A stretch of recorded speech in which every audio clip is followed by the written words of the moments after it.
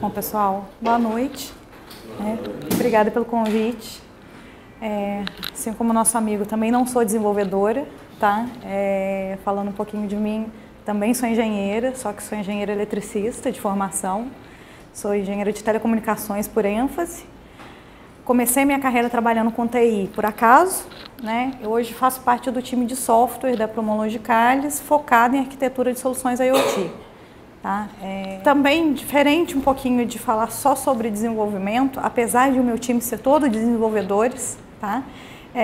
Eu acho que eu quero tocar num ponto de IoT que é a relação que a gente tem que ter disso com a sociedade. Como o IoT, como a tecnologia, como o nosso trabalho está transformando a sociedade e tende a transformar cada vez mais. Tá? Vou falar um pouquinho dessa questão da nova onda industrial, indústria 4.0, revolução industrial, os desafios da tecnologia, né, da aceitação da tecnologia para cada uma das gerações que a gente tem hoje no mercado. E vou falar um pouquinho dessa transformação da sociedade com um caso que a gente tem, e aí mais uma coincidência, o nosso amigo ele mencionou a questão dos bueiros, da limpeza dos bueiros. Nós temos um case já de IoT implementado em São Paulo de sensorização de bueiros. Então, um pouquinho do que é IoT na prática, né? Muito se fala sobre IoT, pouco a gente vê acontecendo. Então, a ideia é trazer para vocês um pouquinho do que a gente já está fazendo realmente no mercado, visão de mercado. Então, quais que são essas tendências que os grandes analistas de tendência de mercado vêm falando hoje, né?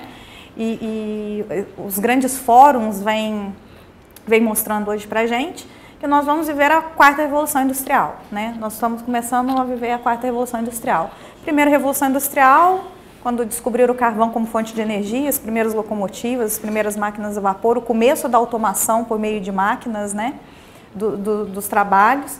Depois a gente veio com a segunda revolução industrial, onde a gente tem a parte de produção em massa, descoberta de novas fontes de energias, elétrica, petróleo, desenvolvimento de indústria química, desenvolvimento da indústria do aço, né? E aí a gente veio para a terceira revolução industrial, que já veio a parte de transformação digital, era digital, nascimento dos primeiros PCs, os notebooks, surgimento dos celulares, dos smartphones. A gente já está falando dessa terceira revolução industrial. Agora nós vamos falar de uma quarta revolução industrial, que é drivada pelo uso da inteligência artificial, né? Uma mistura já do mundo real com o mundo tecnológico, né? E isso tudo tem um impacto muito grande na sociedade, né? Tanto a gente como desenvolvedor, como criador, como fornecedor, quanto a gente como consumidor, né? E aí, inevitável falar um pouquinho das gerações que a gente encontra nesse mercado. Hoje a nossa sociedade ela é composta aí, tanto no nosso ambiente de trabalho, quanto no nosso ambiente consumidor, né? No nosso mercado, para quem a gente está fazendo essas coisas, a gente tem uma quantidade de pessoas de gerações muito diferentes. A gente tem os baby boomers lá, que nasceram na época pós-guerra, com a questão da economia um pouco instável. A gente tem a geração X, que é o pessoal que teve um pouco da tecnologia ali já no final da infância, no começo da adolescência, né? Então tem já uma certa flexibilidade à tecnologia, mas não tanto quanto as próximas gerações. A gente tem a geração Y, que já está no mercado, né? Que é a geração que cresceu junto com a tecnologia, então já tem uma adaptabilidade maior por essa tecnologia. E a gente tem a geração Z, que é o pessoal que está nascendo com a tecnologia na veia, né? Eu tenho uma sobrinha que, quando ela tinha 2 anos, ela estava dançando um clipe na frente da TV, foi passar a música com a mão. Então, ela nasceu com touchscreen inserido nela, né? E aí, para vocês, não, esse não passa com a mão, mas por que não passa? Como assim? Né? Então, uma geração que está constantemente conectada, que já tem isso intrínseco nela. Então, como que a gente vai passar tecnologias e vai desenvolver coisas para gerações tão diversas, né? E como que a gente vai ultrapassar barreiras dentro das nossas próprias empresas com gerações tão diversas coexistindo? Então, é inevitável que a gente pense que a gente tem que criar tecnologias para cada uma dessas gerações, que seja útil para cada uma dessas gerações, né? Aqui falando um pouquinho desse caso dos bueiros que eu mencionei no começo, nós temos um projeto piloto aqui na cidade de São Paulo, onde a gente colocou sensor em alguns bueiros que estão concentrados em regiões de alagamento. Tá? Então, isso foi colocado na época das chuvas, justamente para a gente poder testar isso tudo. O que são? São sensores que ficam no cantinho de um cesto coletor, e esse coletor vai dentro da boca de lobo. Né? Isso vai coletando o lixo e esse sensor vai medindo o nível de lixo que tem em cada bueiro. Né? Como que esse cliente nosso fazia essa manutenção desses bueiros, essa limpeza desses bueiros até então? Aleatoriamente, por melhores práticas, por conhecimento, né? Ele sabe que aquela região entope mais, ele sabe que aquela região tem um escoamento pior, então ele fazia essa manutenção aleatoriamente, mas, né? Muitas vezes ele chegava para fazer essa limpeza, o bueiro estava limpo. Muitas vezes ele chegava atrasado, teve alagamento antes dele limpar, né? Então, justamente, aí tem as questões políticas que a gente conhece, tudo, né? Então, no que isso ajudou? Hoje ele tem uma plataforma que ele demonstra lá, justamente assim, no mapa, tem um mapa da cidade com os bueiros que estão sensorizados, e isso vai mostrando, olha, ocupação de 90%, de 60%, de 15%, crítico, pouco crítico, muito crítico, né? E conforme essa ocupação, ele vai mandar essa manutenção, ele vai mandar fazer essa limpeza ou não, né? Quando a gente está falando de IoT, a gente fala de uma aplicação única que já ajuda, né? Seja o cliente, seja a sociedade, nesse caso já tem um impacto da sociedade, na sociedade também, né? Mas quando a gente está falando de IoT, a gente vai buscando trazer inteligência para essa mesma plataforma, né? Então, o que a gente fez depois que a gente implementou esses sensores? Integramos essa plataforma, que é uma plataforma nossa própria, com um outro parceiro nosso, que é uma empresa de meteorologia. Então, ela avisa com algumas horas de antecedência que naquela região que a gente já mapeou como crítica para alagamento, vai ter uma tempestade. Né? Então, a criticidade daquele bueiro, que antes era de 50%, agora se torna de 90%. Isso a gente já consegue mandar automaticamente para o pessoal lá do campo, que está fazendo a manutenção, que já tem uma rota definida. Olha, muda a sua rota, porque agora você vai ter que fazer aquela região, porque vai chover. Então, assim, já é um pouco mais de inteligência, já é a gente preparando o nosso mercado, a gente preparando a nossa sociedade, preparando os nossos clientes para poder receber soluções que já são parte de uma nova era, já são parte de uma transformação digital, né? E, enfim, essa limpeza é feita, todo mundo fica feliz e a gente tem esse impacto. O ano passado, a gente participa todo ano de um evento chamado FutureCon, acredito que alguns conheçam, a gente estava lá semana passada. O ano passado, a gente apresentou pela primeira vez soluções de IoT na FutureCon.